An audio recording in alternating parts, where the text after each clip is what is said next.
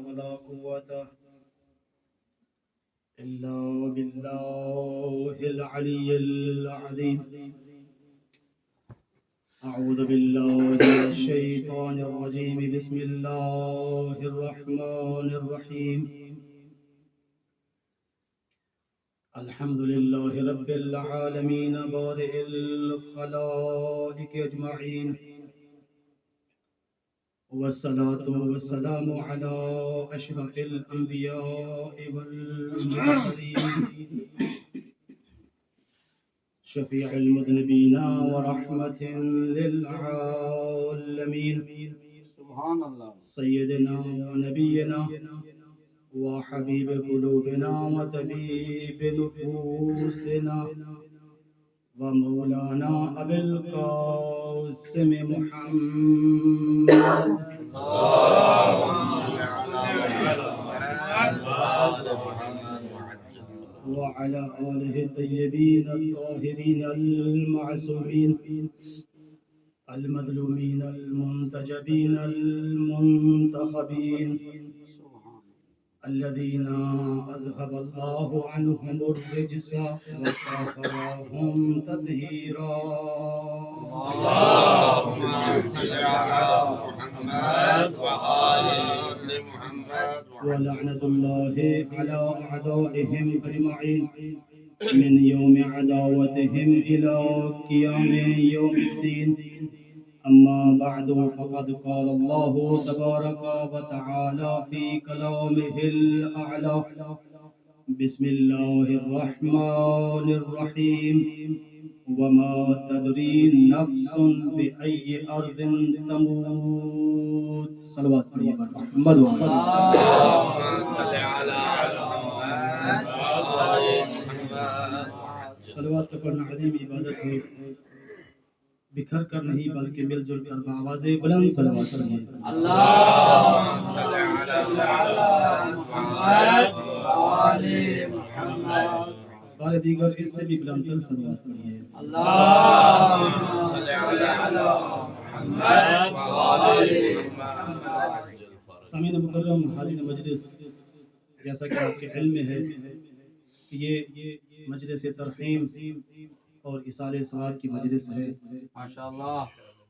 مجلس ترحیم اور اثار ثواب کی مجالس میں عموماً اور بالخصوص ہمارے جو علماء اور بزرگان اور خطباء ہیں، ان کی سنت، سیرت یا طریقہ یہی رہا ہے کہ جب اثار ثواب یا مجلس ترحیم کے عنوان سے کوئی مجلس ہوتی ہے تو وہ لفظ موت کو اپنا موضوع سخن قرار دیتے ہیں. ماشاءاللہ ماشاءاللہ. اور چونکہ مجھے سماعت شیخ کی طرف سے خصوصی طور پر حکم تھا کہ میں اسی موضوع کو لے کر چند لمحات کے لیے آپ کے سامنے چند ایک مطالب بیان کروں، تو سنت علماء پہ چلتے ہوئے، مقتضی حال کو دیکھتے ہوئے اور سماعت شیخ کے حکم کی تعبیر کرتے ہوئے میں نے بھی اسی موضوع کا انتخاب کیا ہے. ماشاءاللہ. تمام احباب مل کے میری جڑی صلوات پڑھیے. اللهم صل على محمد وآل محمد وعجل. میرے محترم سامعین کرام، دین اسلام اور مذہب اسلام کے جتنے بھی معارف اور مفاہیم ہیں، اگر قرآن کی روح سے ان معارف اور ان مفاہیم کا جائزہ لیا جائے تو تمام اسلامی معارف میں سے کثیر اور متعدد مطالب مفاہیم ایسے ہیں کہ جن کو قرآن مجید نے انتہائی اختصار کے ساتھ ذکر کیا ہے. ماشاءاللہ ماشاءاللہ. ایک گویا کہ سرسری نظر ڈالی ہے ان مطالب پر. دوسرے لفظوں میں یوں کہوں کہ قرآن نے ان کو اشارتاً بیان کیا ہے، یعنی اس پہ کوئی وقفہ نہیں کیا، اس پہ کوئی توقف نہیں کیا، اس پہ قرآن کا اتنا ٹھہراؤ نہیں ہے، لیکن ان کو بیان کیا اس عنوان سے، شاید اس عنوان سے کہ لا رطب ولا یابس الا فی کتاب مبین، کہ اس عنوان سے کہ کوئی چیز رہ نہ جائے کہ جس کا ذکر قرآن کتاب مبین میں نہ ہو. لیکن اگر بعض دیگر مطالب کے اعتبار سے، مفاہیم کے اعتبار سے اور معارف اسلامیہ کو قرآن کی روح سے دیکھا جائے تو چند ایک مطالب ایسے ہیں جو کہ اساسی مطالب بھی ہیں اسلام اور دین کے بنیادی مسائل اور ان کے مسائل میں سے ہیں. ان بنیادی اور چند مطالب اور مفاہیم کو اگر قرآن کی روح سے دیکھا جائے تو ایسا نہیں ہے کہ قرآن نے ان مطالب کو سرسری نظر سے دیکھا ہو. ایسا نہیں ہے کہ قرآن مجید نے ان مطالب، ان مفاہیم اور ان معارف کو اختصار کے ساتھ بیان کیا، بلکہ چند ایک مطالب، مفاہیم اور معارف دینی ایسے ہیں کہ جس پر قرآن مجید کا باقاعدہ توقف، وقفہ اور ٹھہراؤ موجود ہے. یعنی قرآن مجید نے ٹھہر کر ایک وقفہ لے کر ان مطالب کے مختلف پہلوؤں کو قدر تفصیل کے ساتھ بیان کیا ہے. ماشاءاللہ ماشاءاللہ. اور انہی مفاہیم اور مطالب میں سے ایک مفہوم اور ایک معارف اسلامی میں سے ایک مفہوم ہے توحید. اگر قرآن کی نظر سے توحید کو دیکھا جائے تو ایسا نہیں ہے کہ قرآن مجید نے عقیدہ توحید پر ایک سرسری نظر ڈالی ہو. ایسا نہیں ہے کہ قرآن مجید نے اس موضوع کو اور اس مفہوم کو بڑے اختصار کے ساتھ بیان کیا ہو. نہیں، بلکہ قرآن مجید نے قدر تفسیر کے ساتھ، تعبیر آپ بہتر جانتے ہیں، بالکل تفسیر بھی نہیں ہے، اس کی پوری تفاصیل تو احادیث ملا کر ملتی ہے، لیکن قدر تفسیر کے ساتھ، یعنی باقی معارف جن کو اختصار کے ساتھ بیان کیا تھا ان کی نسبت ان معارف کو تفصیل کے ساتھ بیان کیا ہے. ان میں سے ایک توحید ہے. توحید کے مختلف پہلو کو جو اساسی اور بنیادی پہلو ہیں توحید کے اعتبار سے قرآن مجید نے ان کو بیان کیا ہے. مثلا ذات باری تعالیٰ کی توحید کہ وہ وحدہ لا شریک ہے، وہ واحد ہے، احد ہے. تو اسی توحید کو قرآن مجید نے ایک مکمل سورہ کی ذکر میں بیان کیا. بسم اللہ الرحمن الرحیم، قل هو اللہ احد اللہ الصمد لم یلد ولم یولد ولم یکن لہ کفوا احد. اگرچہ لفظوں کے اعتبار سے یہ سورہ مبارکہ بہت مختصر ہے، لیکن اگر ان کے مطالب کو کھولیں تو ان میں باقاعدہ پوری توحید کی تفصیل موجود ہے.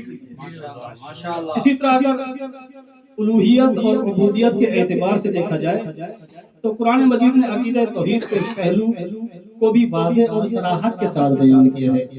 لو کان فیہما آلہۃ الا اللہ لفسدتا، کہ اگر اللہ کے سوا کوئی اور بھی معبود ہوتا تو زمین و آسمان فاسد ہو جاتے، خراب ہو جاتے، نظام تباہ ہو جاتا.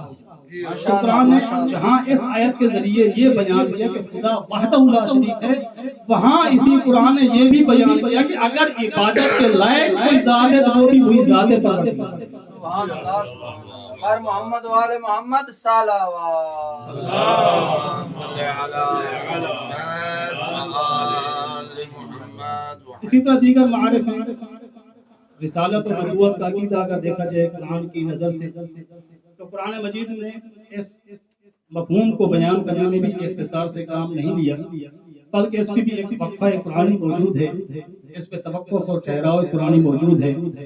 اور قرآن مجید میں دیگر سابقہ انبیاء کے قصے بھی، ان کے واقعات کو تفصیل کے ساتھ تقریباً بیان کیا گیا ہے. اور قرآن نے جو قدر تفصیل یہ چیزیں بیان کی ہیں، اس کو جب دیگر وسائل کے ساتھ ان کی تفاصیل بیان کی، قرآن نے اختصار کے ساتھ اگر قصے بیان کیے ہیں تو ہم نے جب ان قصوں کو لکھا تو ہزاروں صفحات پر مشتمل قصص الانبیاء جیسی کتابیں ہمارے ہاتھ میں ہیں. واہ واہ واہ واہ. اور انہی مفاہیم اور معارف میں سے کہ جن مفاہیم اور معارف پہ قرآن مجید نے قدر تفصیل بیان کی ہے، ان کو صراحت کے ساتھ ذکر کیا ہے، اس کے مختلف پہلو اور مختلف جوانب کو بیان کیا ہے. انہی مفاہیم میں سے ایک مفہوم موت ہے. اگرچہ یہ بھی دیکھا جاتا ہے کہ اس عنوان کی مجالس میں اکثر لوگ آتے ہیں اور موت کو اپنا موضوع سخن قرار دیتے ہیں اور موت کے ضمن میں چند ایسے مطالب بیان کرتے ہیں جن کو سن کر سامعین زندگی میں موت کا احساس کرتے ہیں. تو میں نے یہ تو کوشش کی ہے کہ علماء اور بزرگان کی سیرت سنت ان کے طریقے پہ چلوں، لیکن یہ طریقہ میں نے چینج کرنے کی کوشش کی ہے کہ میں ایسے مطالب آپ کے سامنے بیان کروں کہ اگر سامعین موت سے متعلق ایسے مطالب سنیں تو وہ زندگی میں موت کا احساس نہ کریں بلکہ موت میں زندگی کا احساس کریں. ایک صلوات پڑھیے بر محمد. اللہم صلی علی محمد محمد وآل محمد وعجل. تو انہی معارف اور مطالب اور انہی مفاہیم میں سے ایک مفہوم موت ہے کہ قرآن مجید نے قدر تفصیل کے ساتھ اس مفہوم کو مختلف جوانب سے اور مختلف پہلو کے ساتھ ذکر کیا ہے. اور اگر آپ قرآن مجید کی آیات کا شمار کریں تو 1 2 3 4 آیتیں نہیں ہیں بلکہ دسیوں آیات ہیں جو اس مفہوم موت کی وضاحت بیان کرتی ہیں. جیسا کہ قرآن مجید میں واضح طور پر ہے کل نفس ذائقۃ الموت کہ ہر وہ چیز جس نے اس روئے زمین پر زندگی کا احساس محسوس کی ہے، زندگی کی چاشنی محسوس کی ہے، اس نے موت کا مزہ بھی چکھنا ہے. اسی طرح ایک اور آیت ہے کل شیء ہالک الا وجہہ، اس روئے زمین پر موجود ہر چیز ہر شے فنا ہو جائے گی سوائے وجہ باری تعالیٰ کے. کل شیء فان ویبقى وجہ ربک ذو الجلال والاکرام کہ ہر چیز فنا ہو جائے گی لیکن وجہ باری تعالیٰ باقی رہے گی. تو انہی آیات موت میں سے ایک اور جہت سے ایک اور پہلو سے قرآن مجید نے موت کا ایک اور پہلو بیان کیا کہ الموت الذی تفرون منہ فإنہ ملاقیکم، یاد رکھنا کہ یہ موت جس سے تم فرار کر رہے ہو یہ تم سے ملاقات کر کے رہے گی. اور آگے بڑھ کے کہا وَأَيْنَمَا تَكُونُوا يُدْرِكْكُمُ الْمَوْتُ وَلَوْ كُنْتُمْ فِي بُرُوجٍ مُشَيَّدَةٍ. یاد رکھنا موت وہ حقیقت ہے جہاں بھی تم ہوگے موت تمہارے پاس آئے گی. اگر تم حضر میں ہو تو موت نے تمہیں درد کرنا ہے، اگر تم سفر میں ہو موت نے تجھے درد کرنا ہے، اگر تم زمین کا سفر کر رہے ہو تب بھی موت تم تک پہنچے گی، اگر فضا کا سفر کر رہے ہو تب بھی موت تم تک پہنچے گی، اگر تم دیہات میں رہتے ہو تب بھی موت نے تم تک آنا ہے، اگر تم شہر میں رہتے ہو تب بھی تم تک موت نے پہنچنا ہے. اور اس سے بڑھ کر کہا وَلَوْ كُنْتُمْ فِي بُرُوجٍ مُشَيَّدَةٍ، چاہے تم خود کو مضبوط اور بند کلو میں مضبوط کر لو موت نے تمہیں پا ہی لینا ہے. فلسفہ موت بیان کیا قرآن مجید نے وَهُوَ الَّذِي خَلَقَ الْمَوْتَ وَالْحَيَاةَ لِيَبْلُوَكُمْ أَيُّكُمْ أَحْسَنُ عَمَلًا. ہم نے موت و حیات کو اس لیے خلق کیا ہے تاکہ ہم دیکھ لیں اچھے اعمال کون بجا لاتا ہے اور برے اعمال کون بجا لاتا ہے. قُلْ لَن يَنفَعَكُمُ الْمَوْتُ قُلْ لَن يَنفَعَكُمُ الْفِرَارُ لَوْ فَرَرْتُم مِّنَ الْمَوْتِ أَوِ الْقَتْلِ. حقیقت بیان کر رہا ہے یہ قرآن موت کے حوالے سے کہ اے لوگوں یاد رکھنا، اے میرے حبیب ان کو بتا دو قُلْ لَن يَنفَعَكُمُ الْفِرَارُ، تمہیں فرار ہرگز فائدہ نہیں دے گا. لو فررتم من الموت او القتل، اگر تم قتل اور موت سے فرار حاصل کرنے کی کوشش بھی کرو تو اے نبی ان کو کہہ دیجئے لن ينفعکم، یہ ہرگز تجھے فائدہ نہیں دے گا. کیسے فائدہ دے گا؟ ارے فراری کو کوئی فائدہ نہیں ہوتا، فائدہ ہمیشہ اس کو ہوتا ہے جو قرار کے ماننے والا ہو. ایک صلوات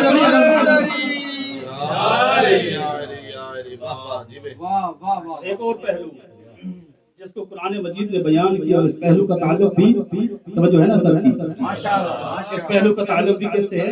موت سے ہے، جس کو میں نے سمام کلام قرار دیا. جس آیت کی تلاوت کی میں نے وما تدری نفس بأي ارض تموت، کہ کسی نفس کو یہ ادراک نہیں ہے کہ اس نے کس سرزمین پہ جا کر مرنا ہے، کس جگہ سے موت آنی ہے. اب کوئی بھی صنف ہو، وما تدری نفس قبلہ مطلقاً کہا گیا ہے، کوئی بھی صنف ہو، وما تدری نفس، نفس کا جو بھی آپ مصادیق بنا لیں نہیں جانتے، معلوم نہیں ہے، کسی بھی نفس کو ادراک نہیں ہے کس چیز کا؟ بے ای ارض تموت، کہ میں نے کس سرزمین پہ جا کر مرنا ہے. ہم میں سے جتنے بھی افراد یہاں بیٹھے ہیں، جتنے بھی لوگ ہیں، کوئی شخص یہ دعویٰ نہیں کر سکتا کہ مجھے فلاں مقام پہ موت آئے گی. کوئی یہ نہیں کہہ سکتا کہ مجھے میرے گھر میں موت آئے گی، یا مجھے بس میں موت آئے گی، یا میرے اوپر جو جہاز میں موت آئے گی. کوئی یہ نہیں کہہ سکتا کہ میں نے شہر میں مرنا ہے، میں نے دیہات میں مرنا ہے، میں نے صحرا میں مرنا ہے، میں نے آبادی میں مرنا ہے، میں فلاں جگہ پہ ہوں گا مجھے موت آئے گی، میں فلاں جگہ پہ نہ ہوا تو مجھے موت نہیں آئے گی. قرآن کا یہ اٹل فیصلہ ہے، واضح بیان ہے، صراحت موجود ہے وما تدری نفس بأي أرض تموت کہ کسی نفس انسانی کو یا کسی بھی نفس کو یہ ادراک ہی نہیں ہے کہ کس مقام پہ مجھے موت آنی ہے. کوئی انسان یہ نہیں جانتا کہ مجھے کراچی میں موت آنی ہے یا مجھے لاہور میں موت آنی ہے, مجھے دلی میں موت آنی ہے یا مجھے نیو یارک میں موت آنی ہے, مجھے کربلا میں جاؤں گا تب مجھے موت آئے گی, میں قم مقدسہ میں جاؤں گا تب مجھے موت آئے گی, میں مشہد مقدس میں پہنچوں گا تب مجھے موت آئے گی, میں کربلا جاؤں گا تب مجھے موت آئے گی, میں سامرہ پہنچوں گا تب مجھے موت آئے گی, میں نجف اشرف پہنچوں گا تب مجھے موت آئے گی. کوئی انسان نہیں جانتا. اور یہی وجہ ہے, ہمارا بھی یہی مشاہدہ ہے, ایک انسان ہے, ایک موالی ہے, ایک محب ہے, ایک مومن ہے, اس کے دل میں زیارت کا اشتیاق پیدا ہوتا ہے, اس کے دل میں عشق زیارت پیدا ہوتا ہے, وہ پیسے جمع کرتا ہے, وہ پیسے اکٹھے کرتا ہے, ایک سالار کو دیتا ہے, زیارات کے سفر کا قصد کرتا ہے. جب وہ سفر کر کے ان مقامات مقدسہ کی طرف روانہ ہوتا ہے, اس کی صحت بھی ٹھیک ہوتی ہے, اس کی طبیعت بھی ٹھیک ہوتی ہے, اس کا مزاج بھی ٹھیک ہوتا ہے, وہ توانا ہوتا ہے, وہ تندرست ہوتا ہے, وہ مقدسہ پہنچتا ہے, وہ مشہد پہنچتا ہے, وہ سامرہ پہنچتا ہے, وہ کاظمین پہنچتا ہے, وہ کربلا پہنچتا ہے, وہ نجف پہنچتا ہے. اسی ان تمام مقامات پہ اس کی صحت بھی ٹھیک ہے, اس کی طبیعت بھی ٹھیک ہے. لیکن اچانک ایسا کیا ہوتا ہے, اس کی طبیعت ناساز ہو جاتی ہے, وہ بیمار پڑ جاتا ہے, وہ اس کی صحت گر جاتی ہے. تو نتیجے میں کیا ہوتا ہے, ملک الموت آتا ہے, اس کی روح کو اس کے جسم سے جدا کر دیتا ہے اور یہ اس دنیا سے چلا جاتا ہے. میں کہتا ہوں اگر اس کی موت پاکستان میں ہوئی ہوتی تو مرنے کے بعد یہ پاکستان کے کسی عام قبرستان کی زینت بنتا. لیکن جب جوار علی میں آتا ہے, اسے موت آتی ہے, اس کا بھاگ جاگ جاتا ہے, اس کی قسمت جاگ جاتی ہے, وہ خوش نصیب ہو جاتا ہے. جوار علی میں موت آتی ہے اور وادی السلام میں دفن ہو جاتا ہے. نعرہ تکبیر, نعرہ رسالت, نعرہ حیدری, اور عظمت محمد و آل محمد بلند تر صلوات. اللہم صلی علی محمد و آل محمد. سبحان اللہ. یہ ایک بہت ہی خوبصورت وقفہ قرآنی ہے. انہی معارف اور مفاہیم کے اعتبار سے قرآن مجید پہ یہ توقف, قرآن مجید کا ان خصوصی مخصوص مفاہیم کے پاس اس کا یہ توقف, ٹھہراؤ اور قدر تفصیل کے ساتھ بیان کرنا, یہ قرآن مجید کی خوبصورتی ہے. اور جہاں یہ قرآن چلتا رہے گا, جہاں یہ قرآن مجید کی خوبصورتی ہے وہاں ان مضامین, ان مفاہیم اور مطالب کی اہمیت پہ دلالت ہے کہ جہاں جہاں قرآن نے رک کر کوئی چیز بیان کی ہے, مطلب قرآن نے اس کو اہمیت دی ہے. جب قرآن جب کسی چیز کو اہمیت دے تو ہمارے لیے وہ اہم نہیں, مہم ہو جاتی ہے, مہم عام کے. صلوات پڑھی بند پڑھی. اللہم صلی علی محمد محمد و آل محمد صلوات. اللہم صلی علی محمد و آل محمد. ویسے تو کہا گیا ہے کہ کھلا ٹائم ہے پاس, لیکن میں کھلے وقت نہیں پڑھوں گا. ایک یا دو مطلب اور آپ کے سامنے بیان کرنے انتظار کے ساتھ. آپ پریشان تو نہیں ہوگے؟ اگر پریشان نہیں ہوتے ایک صلوات پڑھی محمد و آل.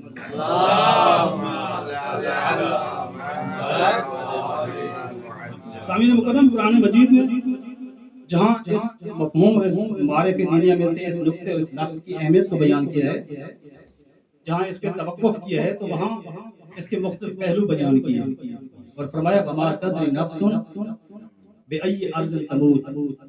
کسی نفس کو یہ ادراک نہیں ہے, اسے یہ معلوم نہیں ہے, اسے علم نہیں ہے کہ کس سرزمین پہ مجھے موت آنی ہے. تو یہاں لفظ نفس استعمال کیا, یہ نہیں کہا کہ وما یدری انسان, کسی اس کا جو یدری ہے اس کا فاعل, اس کی کوئی نوع معین نہیں کی. جب اس کی نوع انسانوں میں سے, جنات میں سے جب نوع معین نہیں کی تو میں کم از کم اتنا تو کہہ سکتا ہوں, اس سے اگر زیادہ آپ اس کو عموم نہ دیں تو کم از کم اس سے مراد وہ تمام مخلوقات میں سے وہ تو آ سکتے ہیں جو ذی روح ہیں, جو ذی روح ہیں, कम से कम वो तो इस आयत का और इस लफ्ज़ नफ्स का मिसदाक बन सकते हैं। और अगर ये चीजें इसका मिसदाक बन सकते हैं तो कुरान ने गोया यूं कहा है, कुरान ने ये मफहूम और ये मतलब इस अंदाज में बोला है कि वमा तदरी नफ्सुन बिअय्यि अर्ज़िन तमूत, किसी नफ्स को ये इल्म नहीं है, दरा यदरी इल्म के माना में है, किसी नफ्स को ये इल्म नहीं है कि कहाँ उसने किस सरजमीन पे उसे मौत आनी है। तो गोया कि अगर नफ्स के मसादीक मफाहीम और इनके अफराद की साथ तत्बीक करें तो क्या हुआ, कुरान ये कहना चाहता है, याद रखना अगर कोई चरिंद है तो उसे भी मालूम नहीं मैंने कहाँ मरना है, परिंदों को मालूम नहीं है हमने कहाँ जाकर मरना है, और हैवानात को मालूम नहीं है हमने कहाँ जाकर मरना है, मलाइकों को भी मालूम नहीं है हमने कहाँ जाकर मरना है, और जिन्नात को भी ये मालूम नहीं है हमारी मौत के साथ जमीन पे आएगी, और इंसान को भी ये मालूम नहीं है कि मेरी मौत कहाँ आएगी। और यहाँ पे अगर इंसान भी मतलूब है, मकसूद है, जैसा कि है इंसान ही असली मुखातब है, क्योंकि कायनात जिन्नात के लिए नहीं बनी बल्कि इंसान के लिए बनी है। तो जो अशरफुल मखलूक है वो औला बिल खिताब है, इससे तो बदरजा औला इंसान से खिताब हो रहा है। और इंसान की कई असलाफ है, इंसान फकत एक सिंफ और एक नौ का नहीं होता, जैसे चरिंद परिंद एक ही नौ के होते हैं उनमें फर्क ज्यादा नहीं होता, लेकिन इंसान में फर्क है।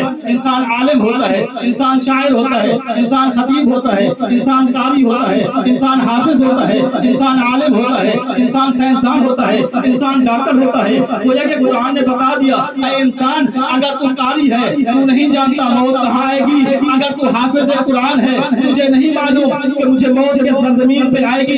डॉक्टर को भी मालूम नहीं है, साइंसदान को भी मालूम नहीं है, इंजीनियर को भी मालूम नहीं है, आलिम को भी मालूम नहीं है, मुफ्ती को भी मालूम नहीं है, मुज्तहिद को भी मालूम नहीं है, ताबीई को भी मालूम नहीं है, सहाबी को भी मालूम नहीं है कि मुझे किस सरजमीन पे मौत आनी है। जितने भी अलवाए इंसान है इनमें से कोई ये दावा नहीं कर सकता कि मुझे कैसा जमीन पे मौत आनी है। कुरान ने फैसला सुना दिया, वमा तदरी नफ्सुन बिअय्यि अर्ज़िन तमूत, कोई नहीं जानता कि मेरी मौत कहाँ आनी है, और इंसानों में से कोई नहीं जानता कि मेरी मौत कहाँ आनी है। अगर आपकी तवज्जो है तो मैं बावसूख तरीके से कह सकता हूँ कि कोई नहीं जानता। कुरान ने कहा कोई नहीं जानता, कहाँ मरूंगा, कुर्बान जाऊं 72 की अज़मत पे।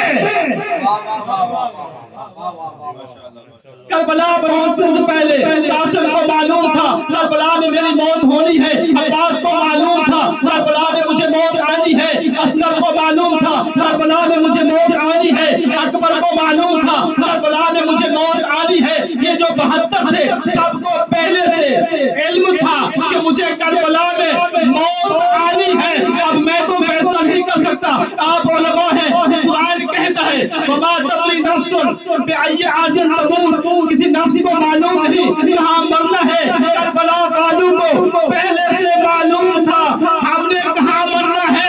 या तो मान लो कि वो इंसानियत के अलावा कोई और दर्जा रखते हैं, या फिर मानो वो अभी तक मरे भी नहीं है। अरे हैदरी मोहम्मद वाले मोहम्मद सल्लल्लाहु अलैहि वसल्लम।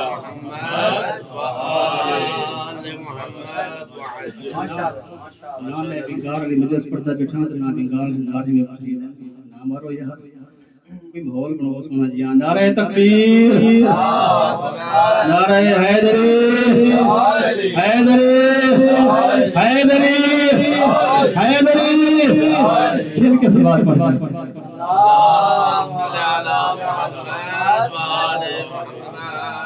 वमा तदरी नफ्सुन किबला वमा तदरी नफ्सुन बिअय्यि अर्ज़िन तमूत। किसी नफ्स इंसानी को ये इदराक नहीं है कि मैंने किस सरजमीन पे जाकर मरना है, लेकिन 72 को इल्म था कि हमने कहाँ जाकर मरना है। अब तक मुझे समझ नहीं आई, कुरान कहता है किसी को इल्म नहीं मैंने कहाँ मरना है। तारीख कहती है 72 को इल्म था ہم نے کہاں مرنا ہے، میں تو کسی نتیجے پہ نہیں پہنچ سکتا، نہ ہی میرا اتنا کوئی وزن ہے، نہ میرا کوئی اتنا علم ہے، آپ کے سامنے تو میں سورج کے مقابلے میں چراغ ہوں، لیکن اتنا کہنے کی اجازت دے دیجئے، مجھے اتنا ضرور لگتا ہے جو بندہ حسینی ہو جائے وہ جاہل نہیں ہو سکتا، جو یزیدی ہو جائے وہ عالم نہیں ہو سکتا۔ حسینیت حسینیت یزیدیت یزیدیت آل محمد دشمنت لعنت محمد و آل محمد صلوات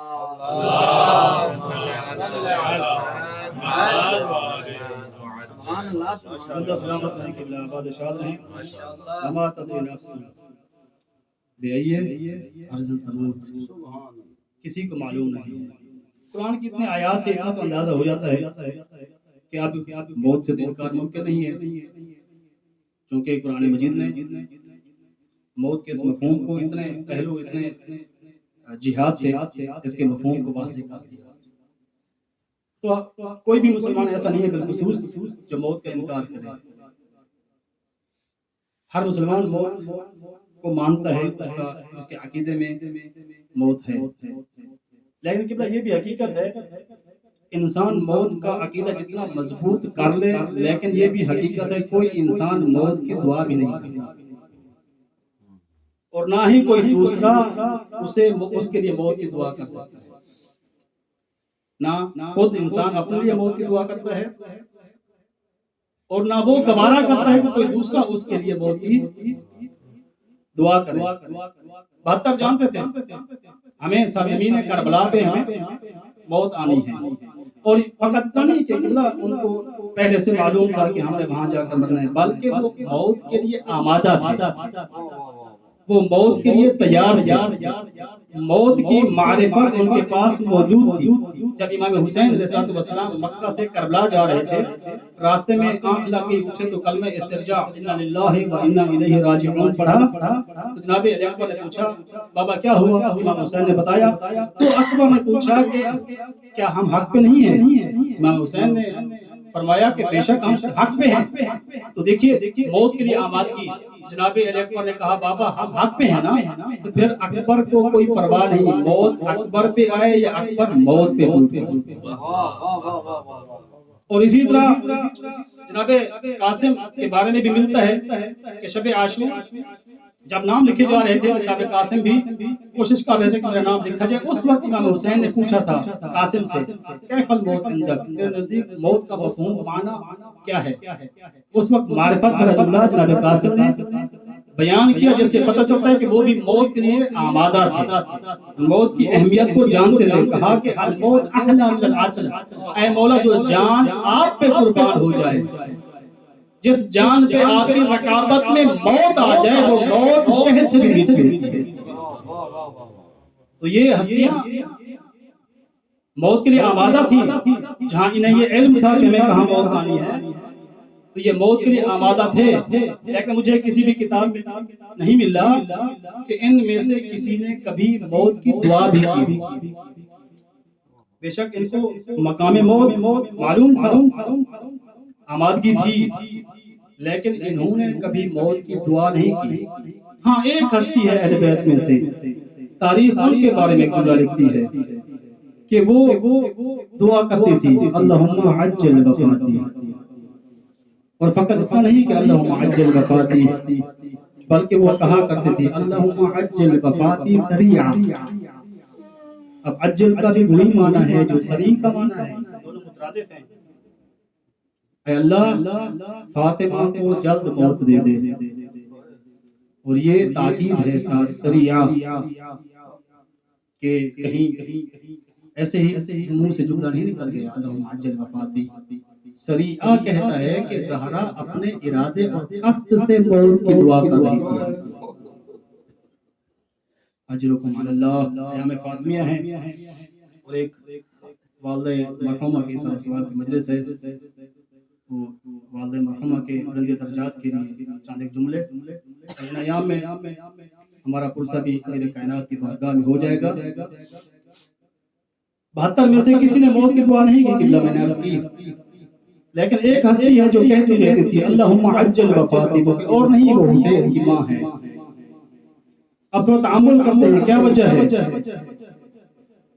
کہ وہاں جو کربلا میں مصائب آئے ہیں، کربلا میں جو ظلم ہوا ہے، کربلا میں اہل بیت کے ساتھ جو ان پہ مصیبت طاری کی گئی ہے، اگر کوئی غیرت مند انسان، رحم دل انسان تاریخ کو اپنے سامنے رکھے اور واقع کربلا کا مطالعہ کرنا شروع کر دے، میں کہتا ہوں کہ وہ کربلا کے تمام مصائب اور مظالم تک پہنچنا تو دور کی بات ہے، وہ ان کا تصور بھی نہیں کر سکتا۔ اس لیے کہ کربلا کی سرزمین پہ کیا تھا؟ پانی بند کیا گیا تھا، کھانا بند کیا گیا تھا۔ یہ سرزمین کربلا تھی جہاں بچوں کو ذبح کیا جا رہا تھا، جہاں جوانوں کو ذبح کیا جا رہا تھا، جہاں بوڑھے افراد کو ذبح کیا جا رہا تھا۔ یہ وہ کربلا ہے، تپتا ہوا صحرا تھا، گرمی کی شدت تھی، رسول زیادہ پیاسی اور اجرکم علی اللہ، اجرکم علی اللہ۔ اور اس سے بڑھ کر کیا مصائب ہو سکتے ہیں، کیا مظالم ہو سکتے ہیں، کیا ظلم ہو سکتا ہے کہ اسی سرزمین کربلا پہ ہم دیکھتے ہیں خیام کو آگ لگائی گئی اور اتنا بے دردی سے جو ظلم کیے گئے، ایک مریض سویا ہے، اس کے نیچے سے چٹائی کو کھینچ کر نکالا گیا، بیویوں کے دور کھینچ کر کانوں سے باہر نکالے گئے، ان کے سروں سے چادریں لوٹی گئی، بچیوں کو تماچے مارے گئے، بیویوں کو تازیانے مارے گئے، بغیر پالان کے اونٹوں پہ سوار کیا گیا، پیاس کی حالت میں بچوں کو ذبح کیا گیا۔ میں کہتا ہوں کربلا کے مظالم کوئی کم مظالم نہیں ہے، کوئی غیرت مند انسان ان مظالم کا تصور تک نہیں کر سکتا۔ اگر اس کے دل میں ہمدردی ہو، رحم دلی ہو، وہ غیرت مند ہو، کربلا کے مسائل کو سنے وہ کا تصور نہیں کر سکتا۔ اتنے بڑے مظالم اور مصائب کے باوجود بھی کربلا کی سرزمین میں موجود کسی نے بھی یہ نہ کہا اللہم عجل وفاتی۔ میں حیران ہوں، زہرا پہ کچھ ایسی تو مصیبتیں آئی ہے نا، وہ بھی رو رو کے کہتی تھی اللہم عجل اجرکم علی اللہ، اجرکم علی اللہ۔ مجھے تو یہی سمجھ آیا ہے کربلا کی سرزمین پہ جو ظلم ہوئے تھے وہ تمام کے تمام ظلم زہرا پہ بھی ہوئے تھے۔ فرق یہ ہے کربلا کی سرزمین پہ رہنے والوں نے اس لیے اللہم عجل وفاتی کی دعا نہ مانگی کہ جتنے ظلم ہوئے تھے وہ 72 میں تقسیم ہو گئے تھے، لیکن تمام مظالم جو زہرا کے گھر میں ہوئے وہ تنہا زہرا نے برداشت کیے، اسی لیے کہتی اللہم عجل وفاتی، اجرکم علی اللہ۔ کربلا کی سرزمین پہ پانی بند کیا گیا، کربلا کی سرزمین پہ بچوں کو مارا گیا، کربلا کی سرزمین پہ خیام کو آگ لگائی گئی، کربلا کی سرزمین پہ تماچے مارے گئے، کربلا کی سرزمین پہ تازیانے مارے گئے، کربلا کی سرزمین پہ خیام کو آگ لگائی گئی۔ اور یہی تکراری مصائب ہے جو کربلا میں پہلی مرتبہ نہیں ہو رہے تھے، بلکہ ان کا تجربہ در بطول پہ کیا گیا تھا۔ کربلا میں خیمے جلے، اس سے پہلے در زہرا کو جلایا گیا تھا، اور کربلا میں تماچے لگے، اس سے پہلے زہرا کو تماچے لگے۔ اجرکم اللہ، اجرکم اللہ۔ اس سے پہلے کربلا سے پہلے زہرا کو تماچے مارے گئے تھے، اور کربلا میں گوشوارے کھینچے گئے، اور یہ پہلی مرتبہ نہیں تھا کہ سکینہ کے کانوں سے وہ شب گوشوارے کھینچ رہا ہو۔ اگر دیکھیں تو یہ کام پہلے ہو چکا تھا، اور زہرا کے چہرے پہ ایک بدبخت نے ایسا ظلم کا تماچا مارا، وہ زہرا کے گوشوارے وہ ٹوٹ کر زمین پہ۔ اجرکم اللہ۔